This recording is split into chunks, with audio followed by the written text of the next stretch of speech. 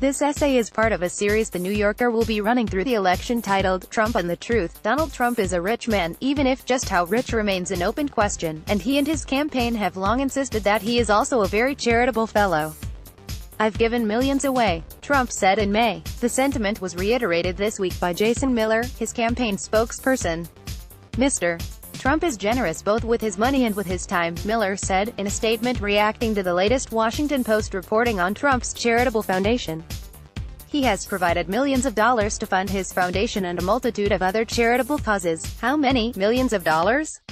People around Trump have answered that question in a number of ways. A couple of weeks ago, Mike Pence, Trump's running mate, said that anyone who knows about Donald Trump and his career knows that this is a man who's given away tens of millions of dollars to charitable causes throughout his business life.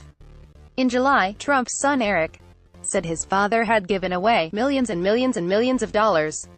Last year, on the same day that Trump officially launched his presidential bid, his campaign provided a specific number. A summary of net worth document made public that day stated that Trump had given away $102 million between 2009 and 2014. Trump's charitable giving has now become a campaign issue, largely due to a series of Post articles written by David Fahrenthold and his colleagues. Back in April, Fahrenthold and Rosalind S. Helderman reported that they couldn't find a single cash donation to charity that Trump personally had made over the previous 5 years. The Trump campaign had provided the newspaper with a list of donations made by the candidate, but many turned out to be gifts in kind from Trump's businesses, such as free rounds of golf at Trump courses donated to charity auctions, and land conservation agreements to forego development rights on Trump-owned properties. The only cash donations were from the Donald J. Trump Foundation, the family charity that Trump established in 1988. But the Post also pointed out that Trump hadn't given any of his own money to the Trump Foundation since 2008. Almost all of its funding came from other people, including some of his business associates.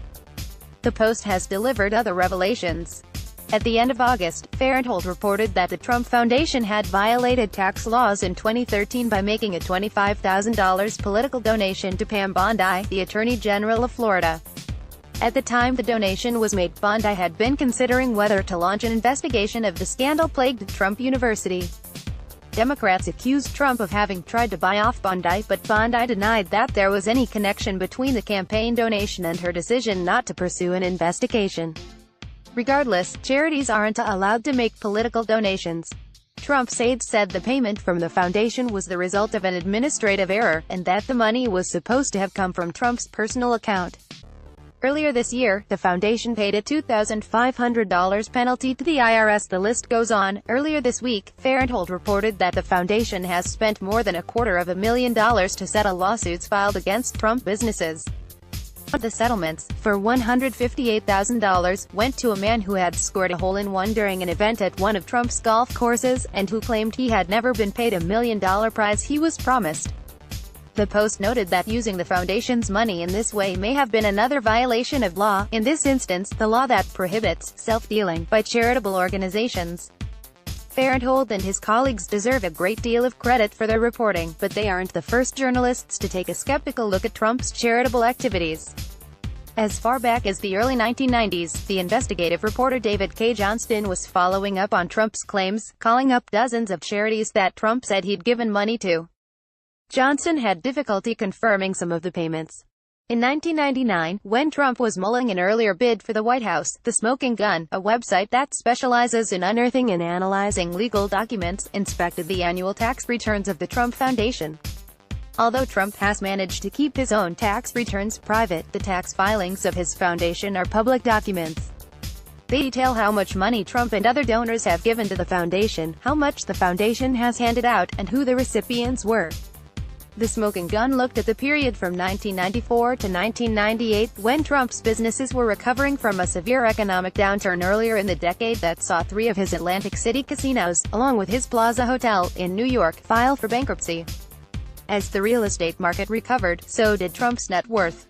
In 1999, Forbes magazine estimated that he was worth $1.6 billion. With all that dough, you'd think the presidential aspirant might use some green to benefit society, because those garish skyscrapers and Atlantic City clip joints ain't the grandest legacy, a Smoking Gun article from November of that year said.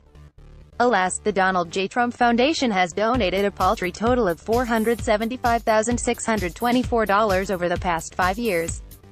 Compared to other business barons like Bill Gates and David Geffen, the Donald looks like a lousy penny pincher. On an annual basis, the Trump Foundation's outlays came to about $95,000, but that figure was from the late 1990s. In the ensuing decade, Trump's business fortunes rebounded, he became a highly remunerated reality television star, and he got a lot wealthier. By 2010, Forbes had raised its estimate of his net worth to $2.4 billion, making him the 153rd richest person in America. By this stage, Trump's website was describing him as an ardent philanthropist. Had the nature of his charitable giving changed? In some ways it had, but not in the ways that Trump advertised. In April 2011, when he was again thinking about running for president, the smoking gun took another gander at the IRS returns from the Trump Foundation. This time, the website examined the